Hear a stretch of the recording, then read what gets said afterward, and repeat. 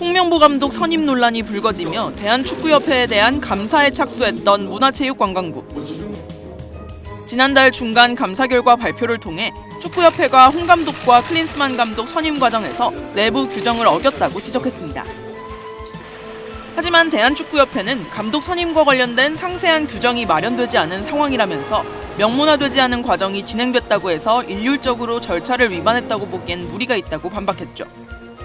국정감사에 나온 정몽규 회장 역시 감독 선임 과정이 완벽하진 않았지만 규정에 따라 열심히 했다고 해명했고, 인판티노 피파 회장이 강조한 축구협회의 자율성 존중을 재차 취재진에게 직접 전하기까지 하면서 문체부의 감사 결과를 받아들이기 어렵다는 뜻을 에둘러 표현하기도 했습니다. 협회에서 외부의 그 압력이나 그거에서 바꾸거나 그러면 안 된다. 그거는 자율적인 거는 꼭 지켜져야 된다. 이런 말씀을 하셨습니다. 그리고 오늘 문체부가 대한축구협회에 대한 특정감사 최종 결과를 발표했는데요. 결론부터 말하면 문체부는 정몽규 대한축구협회장에게 기관 운영부실에 대한 책임을 물어 자격정지 이상의 중징계를 요구하기로 했습니다. 축구협회를 신뢰하는 국민들을 기만하는 행태를 보였습니다. 이에 대하여 정몽규 회장, 상근 부회장, 기술총괄이사 등 주요 관련자 3인에 대하여 자격정지 이상의 중징계를 요구하였습니다.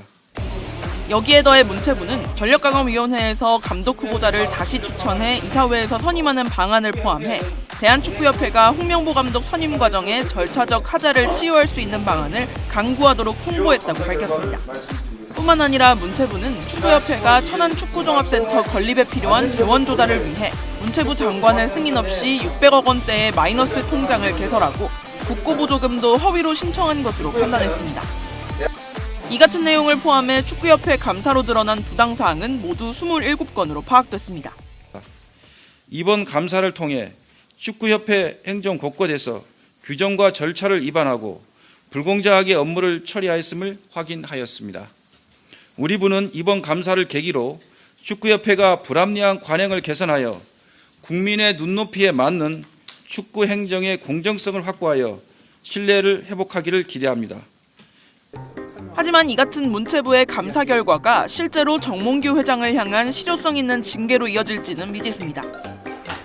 문체부에게는 징계를 요구하는 권한만 있을 뿐 이에 대한 판단은 축구협회 스포츠공정위원회가 하도록 되어 있기 때문입니다. 아울러 문체부는 축구협회가 감독 선임 과정에 절차적 하자를 치유할 수 있는 방안을 내도록 통보했는데 실제로 감독 선임을 백지에서부터 다시 할지, 절차만 바로잡아 홍 감독과 계약을 다시 맺을지 역시 축구협회의 선택에 달린 셈입니다. 결국 축구협회 감사 결과의 실효성에 대한 의문이 떠오른 상황. 문체부는 정 회장에 대한 징계 요구가 스포츠공정위원회에서 받아들여지지 않을 경우 문체부 차원의 가능한 정책 수단을 모두 활용할 것이라고 설명했습니다. 다만 홍 감독과 관련된 계약의 유지나 변경 여부 등에 대해서는 축구협회가 자율적으로 결정할 일이라고 밝혔습니다. 이번 문체부의 감사 결과가 정몽규 회장의 4선 도전에 제동을 거는 계기가 될지, 솜방망이 처분에 그칠지 주목됩니다.